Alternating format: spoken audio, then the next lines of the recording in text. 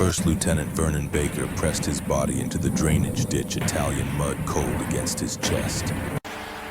10 yards ahead, the German machine gun nest sat silent in the darkness. MG-42, two-man crew. Sandbags stacked 4 feet high. Temperature 43 degrees, cold enough to make fingers stiff, cold enough that Vernon had to concentrate to keep his grip steady on the grenade in his right hand. Pin already pulled. 4-second fuse, one chance. Behind him, 20 yards back, Private Ezekiel Lawson was bleeding out. Sniper round through the chest. Vernon had heard the wet impact, heard Zeke's sharp gasp, heard the body hit. No time to check. The mission clock was ticking. 4 hours until dawn. 3 machine gun positions still active. 6 men still breathing. 2 already dead. The math didn't work. It never had, but math wasn't going to take Castle Agenalfi. Violence was. Vernon's heartbeat drummed in his ears. 140 beats per minute.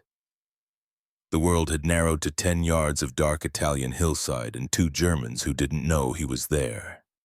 Yet, the first German said something. Low voice, casual. The second one laughed. They were smoking. Vernon could smell the tobacco cutting through the night air, mixing with cordite and wet earth and his own fierce sweat. He had killed 2 men tonight already, both with a knife, close enough to feel their last breath, close enough to see their eyes widen in that final moment. But 2 machine gun nests destroyed meant nothing if the third stayed operational. This nest commanded the northern approach. German fire from here had stopped the second American assault cold. 38 men cut down in 3 minutes. Now it was his turn. Vernon shifted weight. Mud squelched under his knee. He froze. The Germans kept talking. He crawled forward.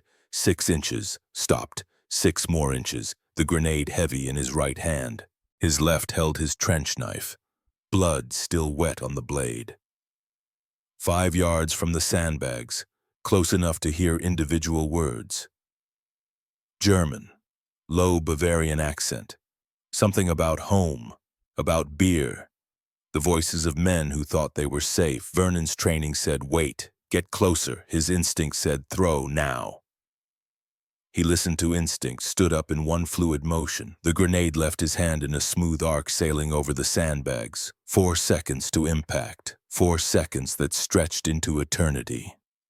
Vernon threw himself flat, face in mud, hands over ears, mouth open to equalize pressure. The explosion lit up the darkness, white-hot, deafening. The concussion wave rolled through him, making his bones vibrate. Dirt and debris rained down. Something metal clanged near his head. His ears rang. High-pitched whine drowning everything else. He forced himself up. The machine gun nest was destroyed. Sandbags blown apart. MG-42 toppled sideways. 2 German bodies motionless in the wreckage.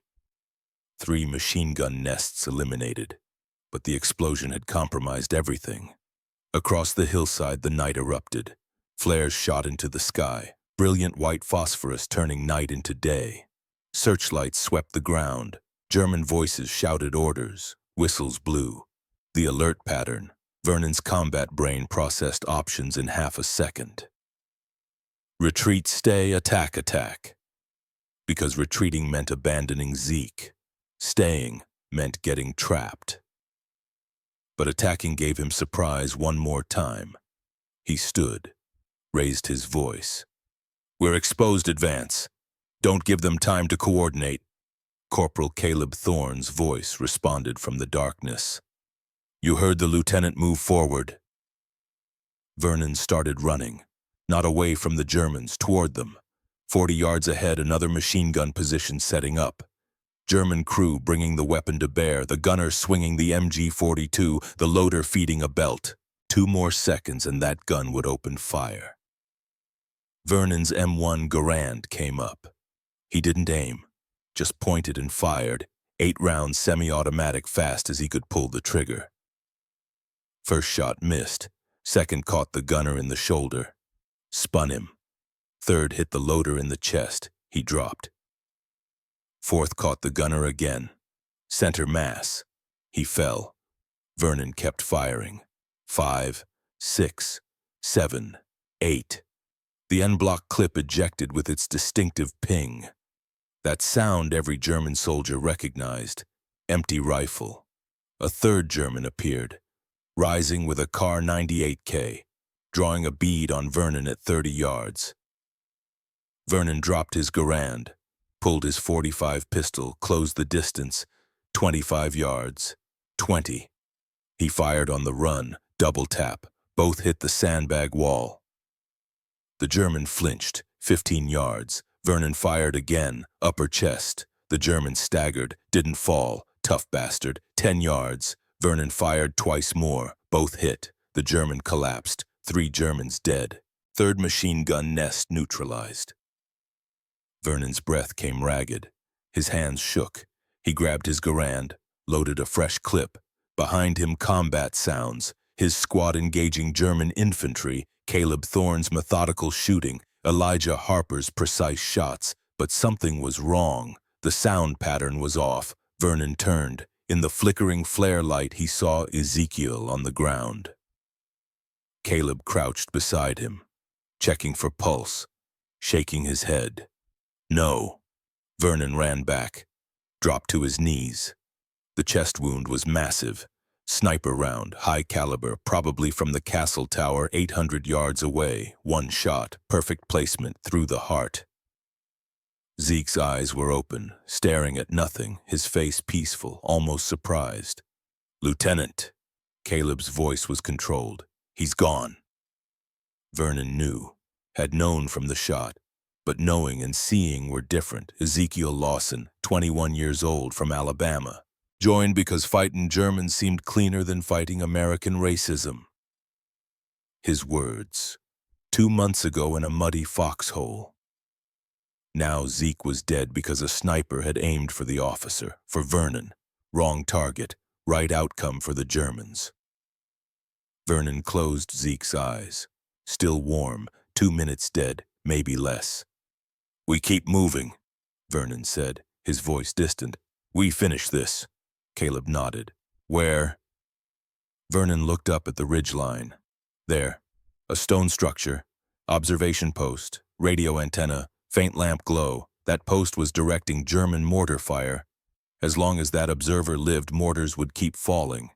"Up there, we take out the observer. Mortars go blind. That's 60 yards uphill, under fire." "I know. They'll cut us down." "Maybe." Caleb looked at Vernon, then called out, "Josiah, on the lieutenant." Sergeant Josiah Grant emerged from behind an olive tree. 26 years old, married, 2 children back in Georgia, son age 6, daughter age 4. Josiah carried their photo in his helmet. "What's the play, Lieutenant?" "Observation post, 60 yards, you, me, and Caleb. Everyone else suppressing fire." Josiah looked up, did the math. "That's a kill zone." "It is. We go up there, we might not come back. We don't go, nobody comes back." Josiah was quiet 3 seconds, then nodded. "Let's do it." Vernon turned to the rest, spread out in defensive perimeter. Elijah Harper behind Rock's rifle trained on the castle. Isaiah Brooks carrying extra ammunition, Malcolm Quinn checking weapons, Silas Montgomery covering rear, 6 men, 7 when they started, now 6. "Suppressing fire on the castle, we're taking the observation post." He didn't wait, started running uphill. 6 hours earlier, 1700 hours. Vernon had been summoned to battalion headquarters. The commander was a white colonel, career Army, old school. "Lieutenant Baker, you're being given a mission." Not asked. Given. "Yes, sir." "Castle Agenalfi, German strongpoint. We've tried taking it 3 times, 3 company assaults, all failed." The colonel pointed at maps. "You'll take 7 men. Night infiltration. Eliminate the forward machine gun positions. Clear a path for dawn assault." 7 men against 2 companies of Germans. Suicide. "Sir, with respect." "This isn't a debate, Lieutenant. You're volunteering. Dismissed." Vernon saluted, started to leave. "One more thing. Sir." We need someone expendable, someone we can afford to lose. The colonel's eyes were cold. That's you. Expendable because he was black. A dead black officer wouldn't create uncomfortable questions. Understood, sir. Vernon left, walked back to his platoon. Company C 370th Infantry Regiment. 92nd Infantry Division, the Buffalo Soldiers. All black enlisted. Mostly white officers fighting two wars, Germans ahead, American racism behind, but Vernon saw opportunity, a chance to prove what black soldiers could do.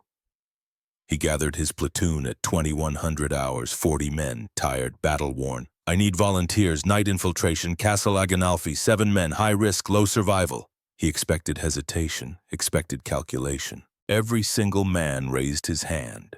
40 men. Everyone knowing this was suicide. Everyone choosing to go anyway. Vernon had to look away, had to blink hard. 40 black soldiers in a segregated army volunteering to die to prove they were equal. Thank you, Vernon said quietly. All of you. He chose 7, the best. Private Ezekiel Lawson, 21, Alabama, fierce. Had seen a lynching at 12, fought because Germans seemed cleaner than American hate. Sergeant Josiah Grant, 26, Georgia, married 2 children, fought so his kids could grow up equal, carried their photos everywhere. Corporal Caleb Thorne, 24, Philadelphia, smart tactical mind, Vernon's most trusted NCO. Private Elijah Harper, 22, Detroit, best marksman, grew up hunting Michigan woods, never wasted ammunition. Private Isaiah Brooks, 19, Mississippi, former sharecropper, strong as an ox, always smiling under fire. Private Malcolm Quinn, 23, Chicago, weapons expert. Could field strip any weapon in 30 seconds. Corporal Silas Montgomery, 25, Boston, Vernon's second in command. Loyal, had turned down transfers. 8 men total, against hundreds of Germans. They checked weapons at 22:30. M1 Garands, grenades, trench knives. 45s, dark fatigues, faces blackened. No helmets too noisy. Wool caps. Josiah pulled Vernon aside, handed him an envelope. For my wife Clara, if I don't make it. You'll give it yourself, Sergeant. Josiah smiled, sad, knowing. Just in case.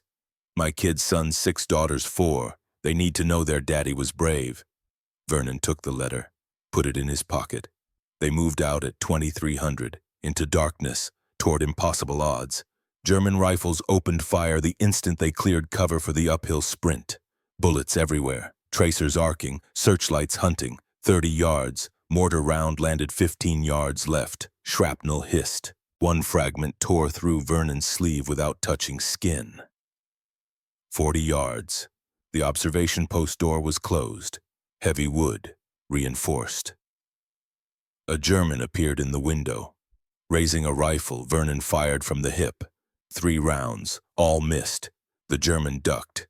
50 yards. Josiah grunted, stumbled, caught himself, kept moving, blood spreading across his left leg. Hit. How bad Vernon couldn't tell. 55 yards. Vernon reached the door, grabbed the handle, locked. He pulled his last grenade, MK2, 4-second fuse, wedged it against the door frame where the lock was. Down. All 3 threw themselves flat. The grenade detonated. The door blew inward, wood splintering, metal shredding. Vernon was up before smoke cleared.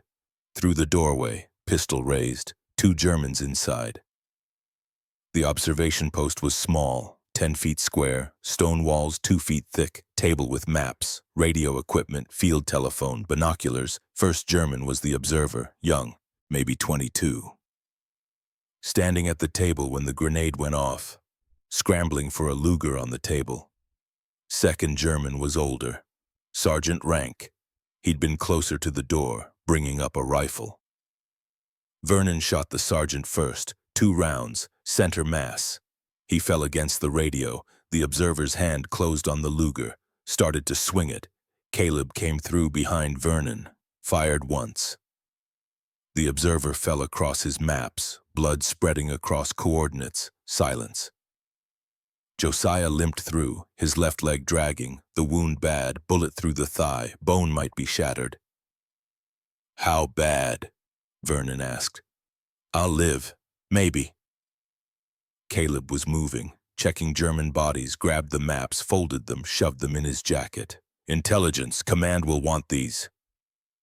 Vernon grabbed the radio, smashed it against stone, once, twice, 3 times, shattered. Germans couldn't call for support. He ripped the field telephone wire from the wall, cut communications, but they were trapped, 60 yards from their squad, surrounded.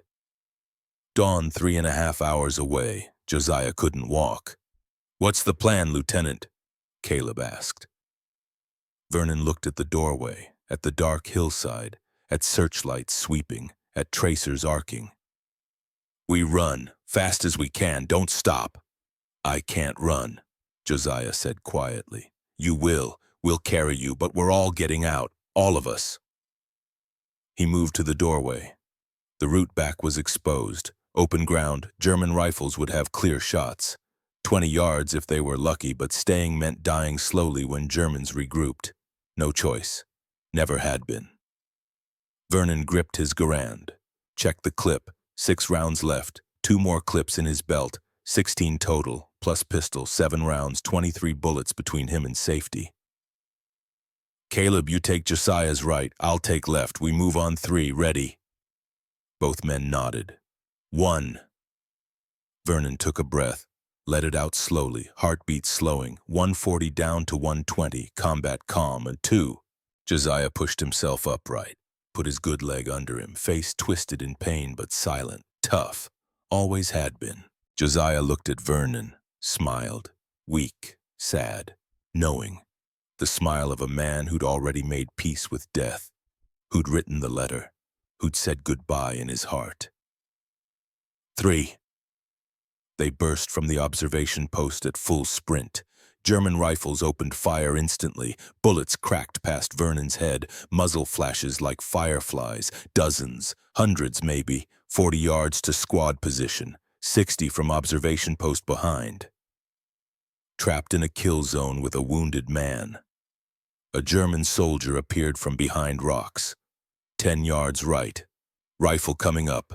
Crack of Elijah Harper's rifle. 1 shot. The German jerked backward, fell. 800 yards in darkness, perfect shot. Again, 20 yards. Josiah screamed, movement tearing the leg wound wider. Every step fresh agony, bone grinding, but he kept trying to run. Almost there, Sergeant, Caleb said through gritted teeth. 15 yards, machine gun fire, MG-42 from the castle wall, 1,200 rounds per minute.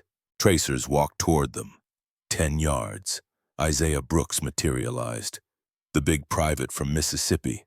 Grabbed Josiah from Vernon and Caleb, lifted him like he weighed nothing, started running.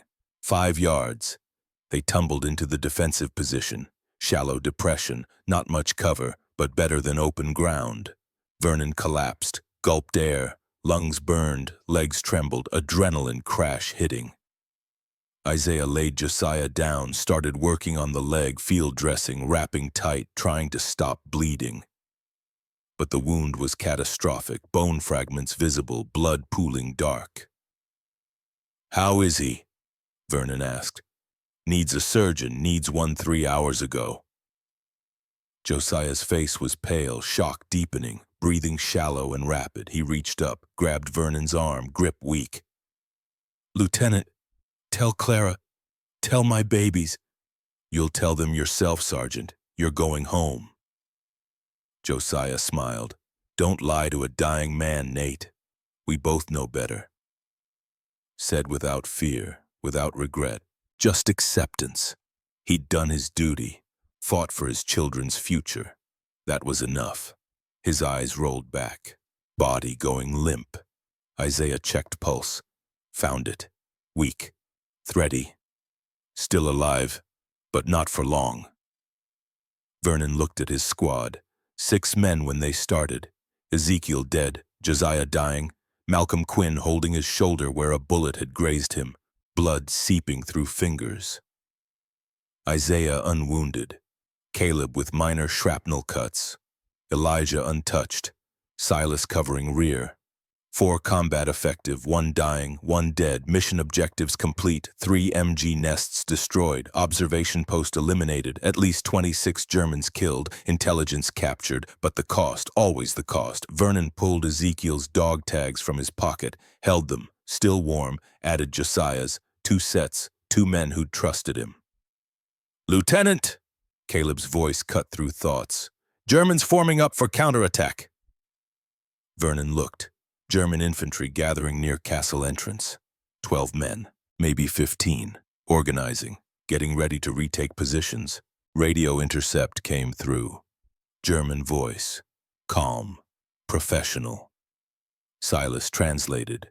He'd learned German from his grandmother. "They're reporting to battalion. American commando unit identified. Estimated strength 25 to 30 men. Elite troops requesting immediate reinforcement." The irony hit Vernon like a fist. The Germans thought they faced elite commandos, Rangers, British Special Forces, 25 to 30 highly trained soldiers. Reality 6 exhausted black infantrymen. 2 dead, 1 dying, low on ammunition, surrounded. But the Germans' mistake was Vernon's advantage. Wrong fight, wrong force, wrong assumptions. "Defensive formation," Vernon ordered. "Conserve ammunition, aimed shots. Don't fire until close." 6 Americans spread out, each finding cover, fields of fire overlapping. The Germans advanced. The Germans moved cautiously, smart, professional. These weren't recruits, these were Wehrmacht veterans, men who'd fought in Russia, in North Africa, men who knew their business. 25 yards, 20, 15. Vernon waited. The closer they got, the less ammunition it would take. Every bullet had to count. He could see their faces, young men, tired, scared, but disciplined. Not so different from his own men. War reduced everyone to the same fundamentals. Follow orders, stay alive, protect the man next to you, 10 yards. "Now," Vernon said quietly. 6 American rifles fired simultaneously. The German formation disintegrated. Men fell. Others scattered for cover that didn't exist. Open ground was a killing field. No rocks, no trees, just grass and dirt and darkness. Vernon fired his M1.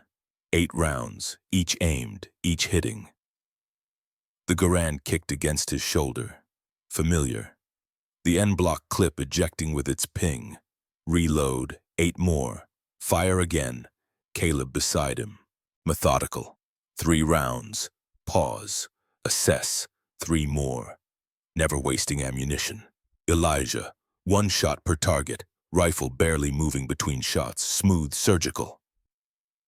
The firefight lasted 90 seconds. When it ended, 9 Germans lay dead or dying. 3 had retreated, running back toward the castle. But one of those 3 would spread the word, would bring reinforcements. And Malcolm Quinn was down. The weapons expert had taken a rifle round through the shoulder. Direct hit. The bullet punched through muscle and bone. Exit wound the size of a fist. Malcolm conscious, sitting up, trying to stop bleeding with his good hand. But blood was pumping out. Too much, too fast. "Isaiah!" Vernon called. The big private moved to Malcolm, started working, field dressing, pressure, tourniquet, twisting the stick tight. Malcolm screamed, raw sound cutting through the night, but bleeding slowed, stopped, the tourniquet working, saving his life, for now. But even Isaiah's hands couldn't fix everything. Malcolm needed a surgeon, needed a hospital. 2 wounded now, both critical, both dying without evacuation. Vernon made the decision. "We're pulling back. Mission accomplished. We stay, we all die. We move now, maybe we make it." "What about the wounded?" Silas Montgomery asked, always questioning when he thought Vernon was wrong. That made him valuable. "We carry them. 800 yards to American lines under fire, carrying 2 men. Sir, that's the mission. We don't leave men behind, not these men." Silence. Then Silas nodded. Yes, sir. They fashioned a stretcher from rifles and uniform jackets. M1 Garands laid parallel, jackets threaded between, simple but effective. Laid Malcolm on it.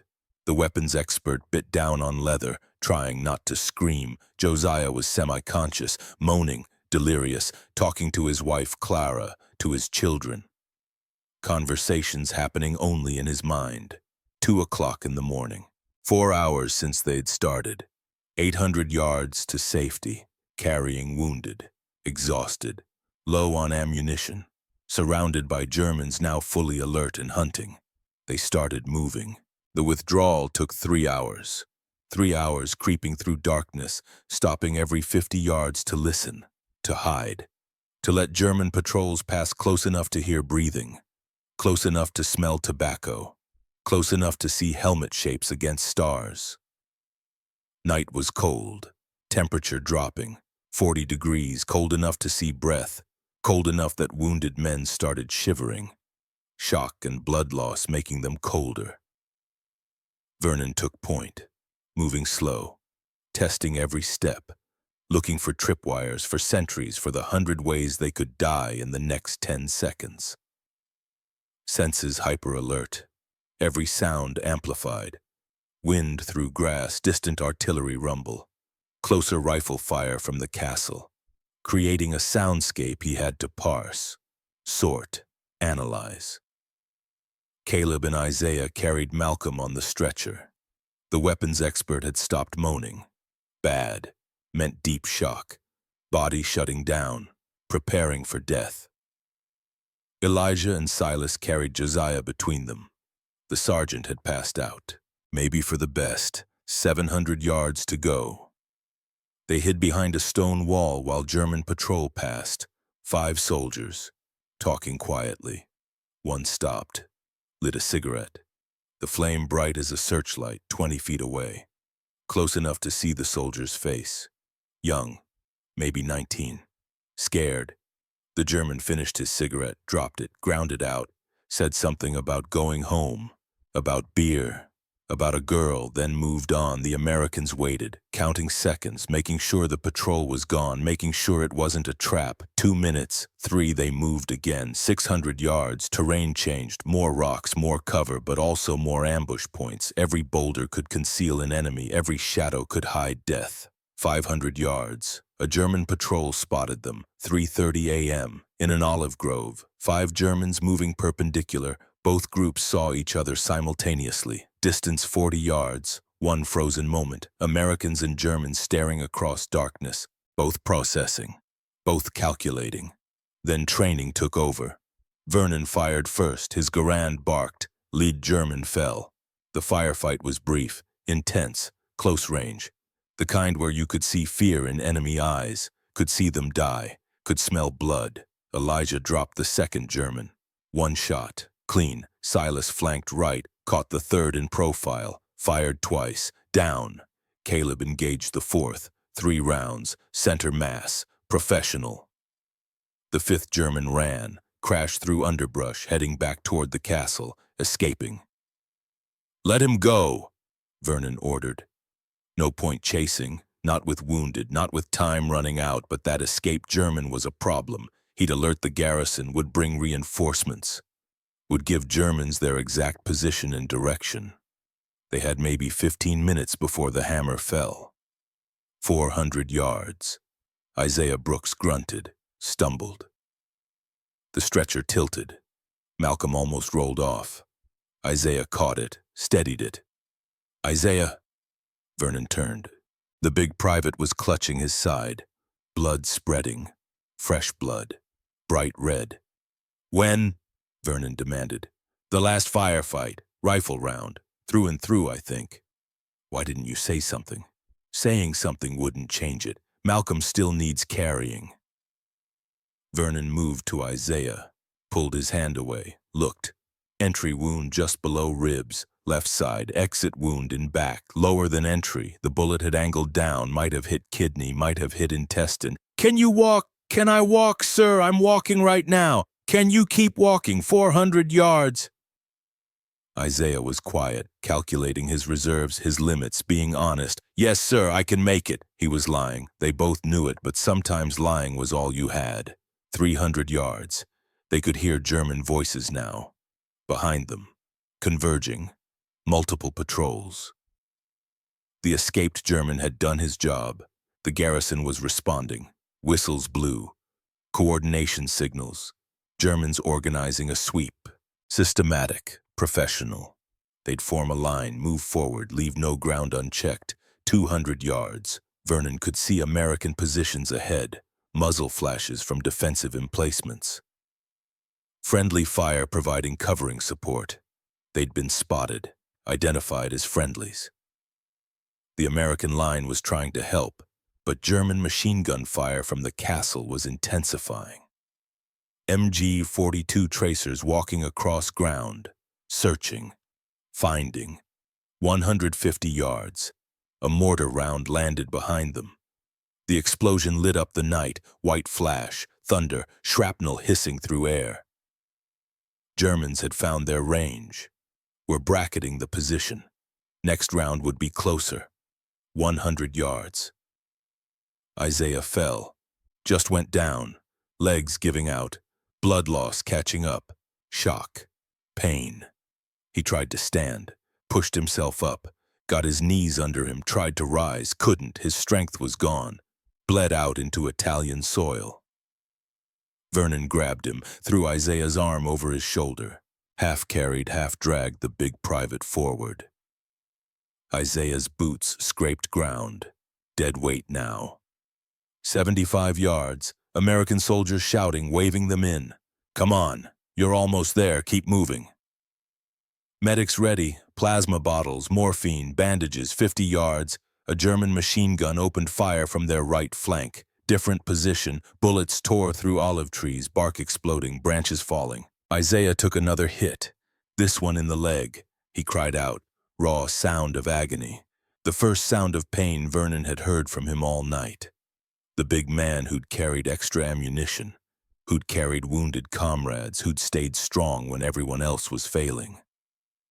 Isaiah was failing now, 40 yards. Vernon kept moving, dragging Isaiah. The private's boots scraped, dead weight. A mortar round landed close. The explosion was a physical wall, sound and pressure and heat. Lifted Vernon, threw him.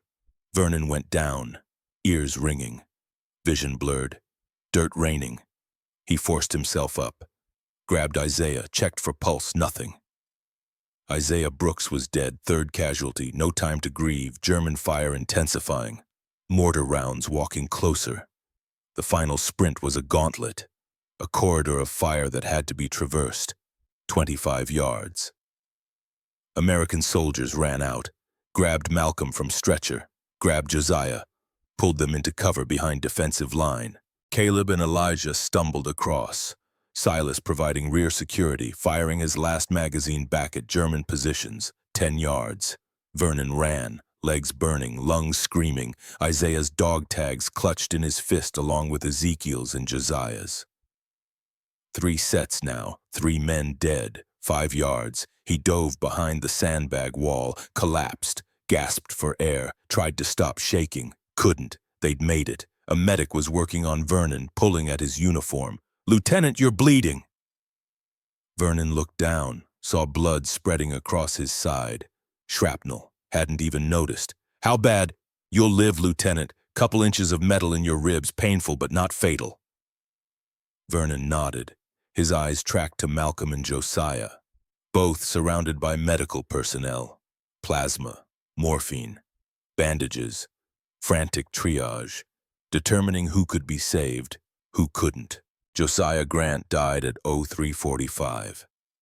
The sergeant never regained consciousness, never got to say goodbye, never got to tell his wife Clara he loved her, never got to tell his 6-year-old son, his 4-year-old daughter that their father had fought for their future.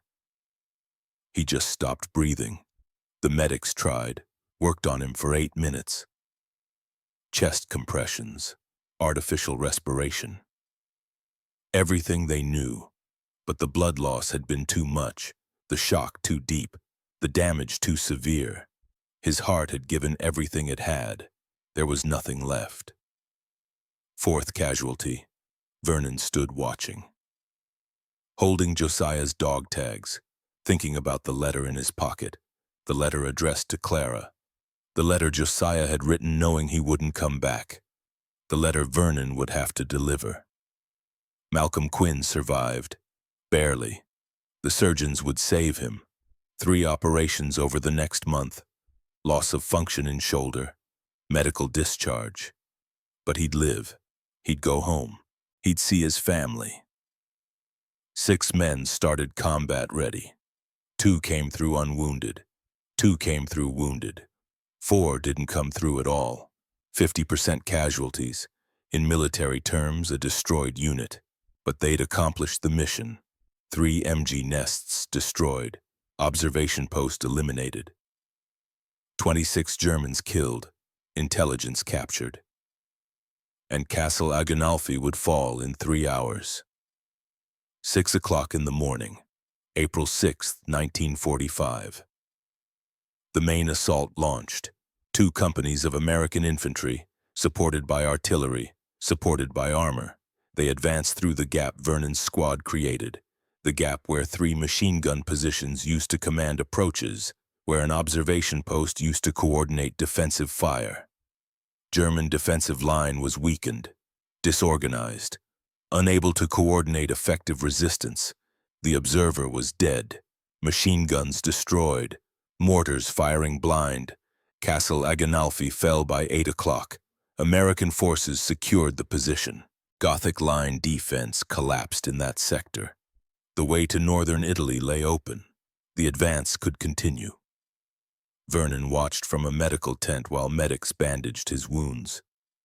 Minor shrapnel, exhaustion, dehydration, nothing serious. He'd be back on duty in 24 hours. The tent flap opened. A colonel entered. White officer, mid-40s. Career soldier. Ribbons from the First War on his chest. Distinguished Service Cross, Silver Star, Bronze Star with V device, Purple Heart. A man who'd seen combat, who understood what it cost. Lieutenant Baker. Vernon stood, saluted, winced as movement pulled at wounds. At ease, Lieutenant. Sit down before you fall down. Vernon sat.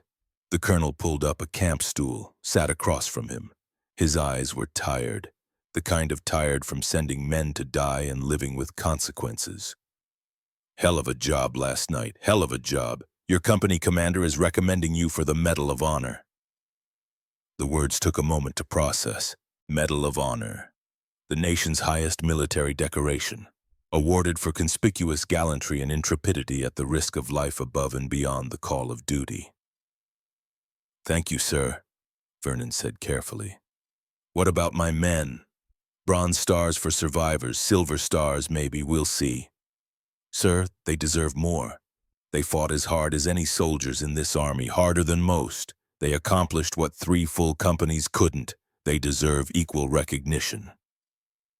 The colonel's expression changed, hardened, warmth draining from his eyes. Listen, Lieutenant, you did good work, real good work, outstanding work. Don't push your luck. Be grateful for what you're getting. That's good advice. I suggest you take it. The subtext was clear. Unmistakable. A black officer could be brave, could be effective, could complete impossible missions, could save American lives, but couldn't expect equal recognition. The Medal of Honor was for white soldiers. Black soldiers got lesser awards. That was the rule, unwritten, absolute. Yes, sir, Vernon said quietly. Understood. The colonel stood, his face softening slightly, almost apologetic, but not quite. Your recommendation will go up the chain this week. Detailed after-action report, witness statements, the whole package. You've earned it, Lieutenant, every bit of it. He left. Vernon sat alone, holding 4 sets of dog tags. Ezekiel Lawson, Josiah Grant, Isaiah Brooks. The 4th set was his own, still warm against his chest. 4 men who'd trusted him, who'd followed him into darkness. 3 who'd never come back. For what? A medal that probably wouldn't come. Recognition that would be downgraded. A system that valued their sacrifice less because of skin color. But they'd done it anyway, had accomplished the impossible, had proven what should never have needed proving. That courage had no color. Same morning, Castle Agenalfi, German command post. Hauptmann Klaus Richter sat reviewing casualty reports. His hand shook, not from fear, from exhaustion, from the weight of losing 26 men in one night. His adjutant stood at attention. "How many did we face?" Richter asked. "Estimates vary, Herr Hauptmann. Survivors report 20 to 40 attackers, highly trained, moving with precision, coordinating attacks simultaneously."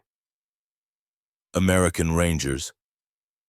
"Possibly. Or British Commandos. Tactics suggest special operations training." Richter nodded. Made notes in the battalion log, official record, version going up to division, to corps, to Army Group C. But he knew something else, something official reports wouldn't include. His men had faced elite troops, had to have. No other explanation made sense.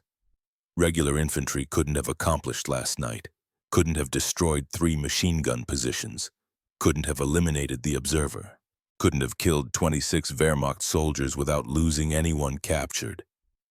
The precision, the coordination, the ruthlessness, these were professionals. The kind of soldiers Germany had once fielded before the Eastern Front consumed the best divisions. "What about prisoners?" Richter asked. "None, sir. They withdrew under fire, carried their wounded, very disciplined. They're dead. None recovered. Either they took them or they suffered no casualties." Richter looked up sharply. "None. We found no American bodies, sir, no equipment left behind. Nothing. Impossible. No unit attacks fortified positions without casualties." But the evidence suggested otherwise. These Americans, whoever they were, had struck like ghosts, killed like professionals, vanished like smoke. Richter made one final note. "Enemy force estimated 25-30 elite commandos. American, possibly British. Advanced night operations training. No confirmed casualties. Recommend increased vigilance." He didn't know he was writing about 8 black infantrymen. Didn't know 4 were dead or dying. Didn't know their own army considered them expendable. All he knew was his men had faced warriors worthy of respect, and they had lost. The recommendation for Medal of Honor was submitted on April 15, 1945. It included everything required: detailed after-action reports, witness statements from Caleb Thorne, Elijah Harper, Silas Montgomery, Malcolm Quinn, confirmed enemy casualties 26 killed, 3 machine gun positions destroyed, observation post eliminated, captured intelligence maps showing German defensive positions, minefield locations, troop concentrations, ammunition dumps, tactical analysis demonstrating how 8 men accomplished what 3 company assaults failed to achieve.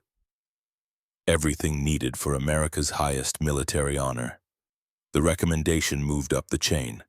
Regiment reviewed it, approved unanimously. Division reviewed it, approved unanimously. Corps reviewed it, approved unanimously. Army headquarters reviewed it, approved unanimously. Every level of military command agreed.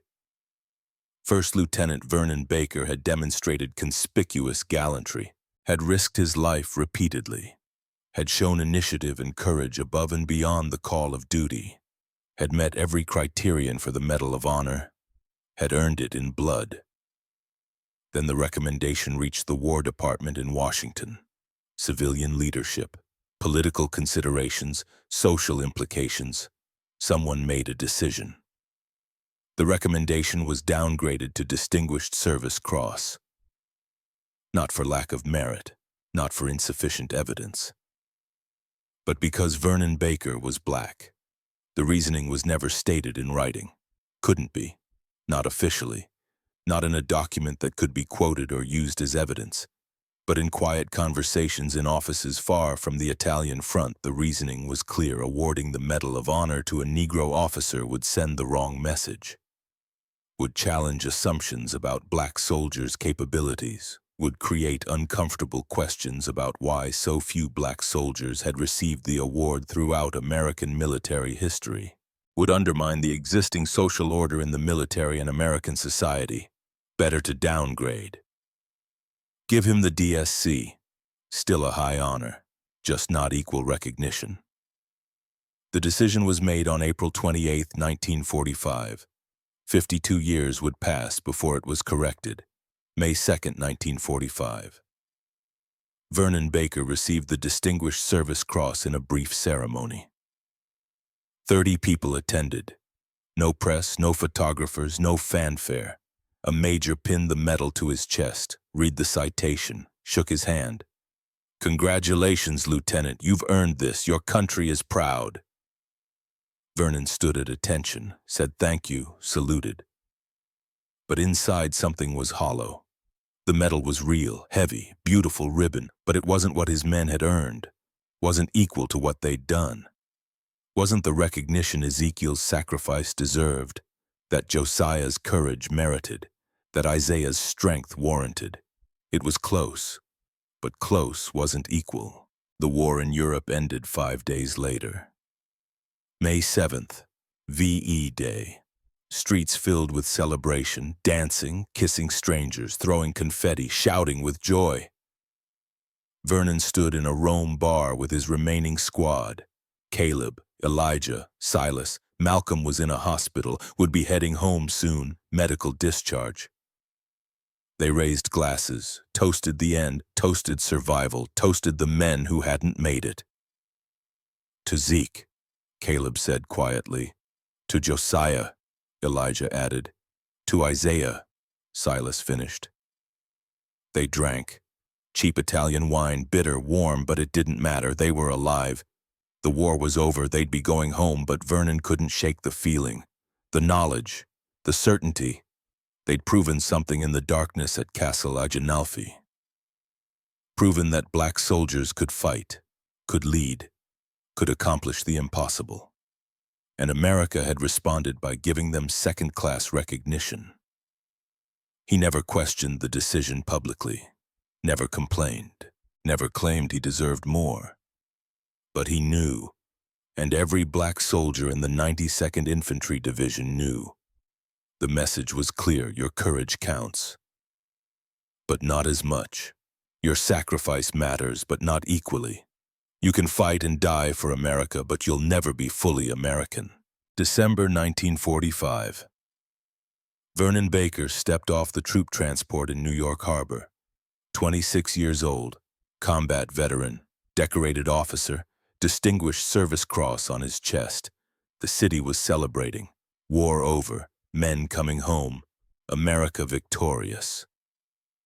He walked through the crowd alone, no family to meet him, parents dead young, no siblings. Applied to Detroit Police Department, application rejected, no explanation. Cleveland Police, Chicago, Philadelphia, New York, 5 rejections. Fire departments, same results. Federal jobs, Veterans Administration, Post Office, positions recruiting veterans, that gave veteran preference, all rejected. The reason was never stated, but Vernon understood. America in 1945 didn't want black war heroes, didn't want black men who'd proven themselves equal to white soldiers. 1947. Vernon met Fern Brown at a church social in Wyoming. She was a teacher, elementary school, smart, patient, beautiful. She listened when he talked about Italy, about the men he'd lost, about the weight of command, about the medal he'd received and the one he hadn't. She didn't try to fix it, just listened. They married 6 months later. Vernon found work with the Veterans Administration. Not the job he'd wanted, not the career he'd earned, but meaningful. Helping other black veterans navigate bureaucracy, file claims, access benefits they'd been promised but were being denied. Every veteran who got benefits because Vernon helped them. Every disability claim approved. Every small victory against a system designed to deny. It added up.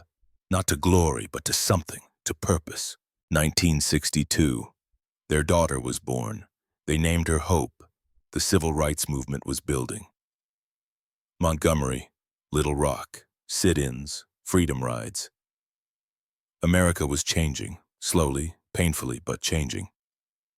Vernon went to meetings, spoke at churches, schools, community centers, not about himself, about what black soldiers had accomplished, what they'd proven, what they deserved. We fought for freedom in Europe, came home to find we still didn't have it here, but we keep fighting. Different battlefield, same war. Hope grew up hearing stories about Uncle Zeke's laugh, about Uncle Josiah's love for his children, about Uncle Isaiah's strength. She understood her father had done something important, something that mattered, even if the full recognition hadn't come. 1974. Hope died in a car accident. 12 years old, drunk driver ran a red light. She never saw it coming. The funeral destroyed Vernon. Watching them lower his daughter into the ground, watching Fern sob, unable to help, unable to fix. This was worse than Italy, because Hope had been innocent, had been safe, had been home, and she died anyway. Fern broke. The strong woman who'd held him together through decades of discrimination. She shattered. They tried to rebuild counseling, faith, community, but something had changed. A light dimmed. The future they'd imagined, Hope's graduation, wedding, grandchildren, all gone. Vernon threw himself into work, helping veterans, speaking at events, pushing for recognition of black soldiers' contributions. If he couldn't save his daughter, maybe he could save their memory. 1986. Fern was diagnosed with cancer, pancreatic, stage 4. The doctors gave her 6 months. She lived 8, died at home, Vernon holding her hand, talking to her even though she was unconscious, telling her things he'd never said before. I should have died that night. Zeke took the bullet meant for me. I've spent 41 years wondering why. Fern squeezed his hand, weak, barely there. You lived because you had more to do, she whispered, her voice fading. You're not done yet, Nate. Not yet. She died an hour later. Vernon was 67 years old, alone, daughter dead, wife dead, the men he'd served with either dead or scattered. But Fern's last words stayed with him. You're not done yet. So he kept going, because that's what you did. 1992. Dr. Elliot McIntosh sat in Shaw University Library surrounded by documents, military records, after-action reports, medal recommendations. He was researching black soldiers in World War II, looking for patterns, trying to understand the full scope of their contributions. And he found something, a discrepancy. Between 1941 and 1945, 433 Medals of Honor were awarded for actions in World War II. Black soldiers who received the Medal of Honor, 0, not 1. Despite over 1 million black Americans serving. Despite documented exceptional valor. Despite recommendations submitted and approved. 0. Dr. McIntosh started digging deeper, reading after-action reports, following recommendations up the chain. He found 7 cases where black soldiers had been recommended for the Medal of Honor. 7 recommendations approved at regimental level, division level, corps level, Army level, all 7 downgraded at the War Department, all 7 in 1945. The pattern was undeniable, systematic, deliberate. The 7 names were 1. First Lieutenant Vernon J. Baker, 2. Staff Sergeant Edward Carter, Jr. 3. First Lieutenant John Fox, 4. Private George Watson. Staff Sergeant Reuben Rivers. Private Willie James, Jr. Sergeant Charles Thomas Vernon stared at the list when shown to him. His real name, Vernon J. Baker. Not the protective pseudonyms he'd been using in his mind for decades. Not Nathaniel Vance, or the changed names he'd given his squad members in memory. These were the real men, the real names, the real heroes. George Watson wasn't Ezekiel Lawson. Watson was a different soldier, different story, torpedoed ship in the Pacific, saved drowning men, drowned himself saving the last one. But the principle was the same. 7 black men denied recognition for 50 years, 6 of them dead before justice came. Only Vernon Baker still alive. Dr. McIntosh compiled evidence, built a case, presented findings to the Army. The Army resisted. Records incomplete, they said, standards consistently applied, race played no factor. But Dr. McIntosh persisted, brought in other historians, built an overwhelming case.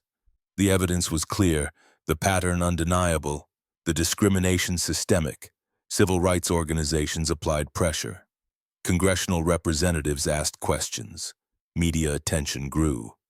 Finally, in 1996, the Army authorized comprehensive review. The review took 8 months. A panel of military historians examined hundreds of cases, applied modern standards, evaluated evidence objectively, compared black soldiers' recommendations to white soldiers who'd received the Medal of Honor for similar actions. The conclusion was inevitable. 7 black soldiers had been denied the Medal of Honor due to racial discrimination. 7 men who met every criterion. 7 men whose valor was equal to or greater than many white recipients. 7 men whose only disqualifying characteristic was skin color. Vernon got a phone call in October 1996, Army notification. Professional, formal. His Medal of Honor recommendation had been approved. 51 years after submission, 51 years after downgrade, ceremony would be held in Washington. The White House. President Clinton would present the award. Vernon stood in his small kitchen, phone in hand, unable to speak. "Lieutenant Baker, are you still there?" "Yes," Vernon said finally. "I'm here. Do you have any questions?" Questions. He had thousands. Why now? Why 52 years later? Why did it take a researcher discovering the pattern? Why did Zeke and Josiah and Isaiah die without recognition? But he didn't ask, because he knew the answers, and because finally, someone was admitting the truth. "No questions. Thank you." He hung up, stood in his kitchen for a long time, thinking about Fern, about hope, about the men who died in Italian darkness. They couldn't share this, couldn't see it, couldn't know, but maybe somehow, somewhere they did. January 13th, 1997, the White House, East Room. Vernon Baker stood in dress uniform, 77 years old, white hair, lined face, back still straight, eyes still clear, around him 6 families, the families of the other Medal of Honor recipients. Edward Carter Jr.'s son, John Fox's widow, George Watson's sister, Reuben Rivers' nephews, Willie James Jr.'s brother, Charles Thomas's daughter, all receiving medals posthumously, all accepting recognition that came decades too late. Vernon was the only living recipient, the only one who'd survived long enough to witness this moment. President Clinton stepped to the microphone. "Today we correct a grave injustice. These 7 men, these heroes, met every criterion for our nation's highest military decoration. They demonstrated conspicuous gallantry. They risked their lives above and beyond the call of duty. They embodied the finest traditions of American military service." He paused. They were denied the Medal of Honor not because they lacked courage, not because their actions were insufficient, but because of the color of their skin. The room was silent. The truth laid bare. This is a moment of pride and shame. Pride in what these men accomplished. Shame that it took so long to recognize them. Shame that 6 of them never lived to see this day. Shame that our nation failed them when they needed us most. Clinton walked to where Vernon stood, looked him in the eyes, human to human. "First Lieutenant Vernon J. Baker, for conspicuous gallantry and intrepidity at the risk of life above and beyond the call of duty." He read the citation, the full account of April 5th through 6th, 1945. The infiltration, the combat, the leadership, the courage, the loss. Then he draped the Medal of Honor around Vernon's neck. The medal was heavy, heavier than the Distinguished Service Cross, heavier than it should be physically. But it wasn't the weight of metal. It was the weight of 52 years, the weight of men who died, the weight of a country that had failed its promise, the weight of justice delayed. Clinton stepped back. The room applauded. Standing ovation. Vernon stood at attention, tears streaming down his face, not trying to hide them, not ashamed. These were earned tears paid for in blood and time and patience. When the applause ended, Clinton gestured for Vernon to speak. Vernon stepped to the microphone, no prepared remarks, just truth. Mr. President, I thank my country for finally recognizing what I did on April 5th, 1945. He paused. But this medal isn't just for me. It's for Private Ezekiel Lawson, who took a bullet meant for me. 21 years old, never got to see 22. The room was silent. It's for Sergeant Josiah Grant, who died believing his children would see a better America. His kids, his son and daughter, they're 56 and 54 now. They grew up without their father. Their mother, Clara, raised them alone, telling them stories about a man who was brave, who fought for something bigger than himself. Vernon's voice broke slightly. He pushed through. It's for Private Isaiah Brooks, 19 years old, strongest man I ever knew. Carried wounded comrades when he was wounded himself. Died 50 yards from safety. He looked directly at the cameras. It's for every black soldier who fought in World War II and never received the recognition they deserved. Every man who did his duty and was told it wasn't good enough because of his race. He touched the medal. 52 years is a long time to wait. Ezekiel never saw his 26th birthday. Josiah's children grew up without their father. Isaiah never got to go home. Pause. But maybe, just maybe, this will help America understand something simple, something that should never have needed proving. He let the words gather weight. Courage has no color. Sacrifice is sacrifice regardless of who makes it. We're all Americans. We all deserve equal recognition for equal service. Final pause. 52 years late, but better late than never. He stepped back. The room erupted, standing ovation, people crying, the families of the other recipients surrounding Vernon, embracing him, thanking him. This moment, this recognition, this truth finally acknowledged.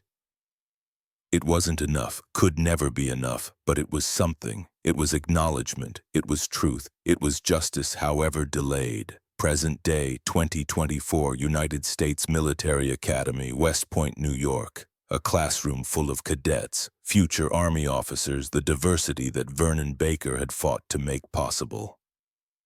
On screen, the Baker infiltration night operations under isolation. The instructor was a colonel, black, 50s, 2 combat deployments. April 5th through 6th, 1945. Castle Agonalfi, Italy.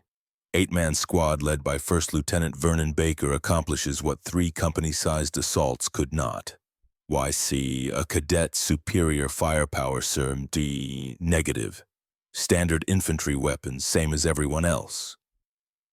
Another cadet, element of surprise, partially, but surprise alone doesn't explain it. 3 machine gun nests destroyed, 26 confirmed enemy killed. Forward observation post eliminated, all with 8 men, 4 became casualties. The colonel walked forward. The answer is leadership, tactical flexibility, courage under isolation. Lieutenant Baker made decisions in real time with no support, no backup. He adapted when stealth failed, charged forward when instinct said retreat, carried wounded when abandoning them would have been easier. He clicked to the next slide, tactical map. These principles, initiative, adaptability, care for your soldiers, these are what we teach today. Baker demonstrated them under the worst possible conditions and succeeded. A cadet asked, "Sir, Why did it take 52 years for him to get the Medal of Honor? The colonel's expression hardened. Because our army failed him. Our country failed him. Systematic racial discrimination denied recognition to soldiers who'd earned it. 7 men in World War II, all black, all recommended, all downgraded. Silence. We study this not just for tactics, but for the lesson. Excellence doesn't care about skin color. Courage doesn't care about race. Lieutenant Baker proved that in 1945. Took us 52 years to admit it. He paused. Don't let that happen on your watch. Fort Benning, Georgia, Ranger School. An instructor stood before Ranger students. Exhausted men pushed to their limits. Today we're covering the Baker Maneuver, official tactical designation for close-range grenade assault on fortified positions when suppression fire is ineffective. He demonstrated. Approach, timing, technique. High risk, high reward. Requires exceptional courage and precise execution. Get it wrong, you're dead. Get it right, you eliminate the position and survive. A student.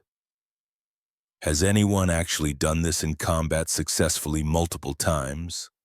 Yes, First Lieutenant Vernon Baker, April 5, 1945, 3 times in one night, destroyed 3 German machine gun positions. Baker survived, led his men out, accomplished the mission. The instructor held up a training grenade. That kind of courage, walking toward enemy fire instead of away, that's what we're training you for. The mindset, the willingness to do what's necessary when everything says run. Castle Agnalfi, Italy. Present day. The fortress still stands, stone walls scarred by bullets. Tourists come for history, architecture, views. A bronze plaque installed in 2015, 70th anniversary. It reads, "In memory of First Lieutenant Vernon J. Baker and the soldiers of Company C, 370th Infantry Regiment, 92nd Infantry Division, United States Army, who assaulted German positions at this location on April 5, 6, 1945. Their courage opened the path to victory in northern Italy. Their sacrifice reminds us that freedom requires eternal vigilance and equal justice." An Italian tour guide brings groups here, tells the story. On this hill, 8 American soldiers changed history. Not just this battle, their country. They proved courage has no color, leadership has no race. April 5, 1945, 11:47 p.m. First Lieutenant Vernon Baker crouched in the drainage ditch 200 yards from Castle Agnalfi. German tracers arced through Italian darkness.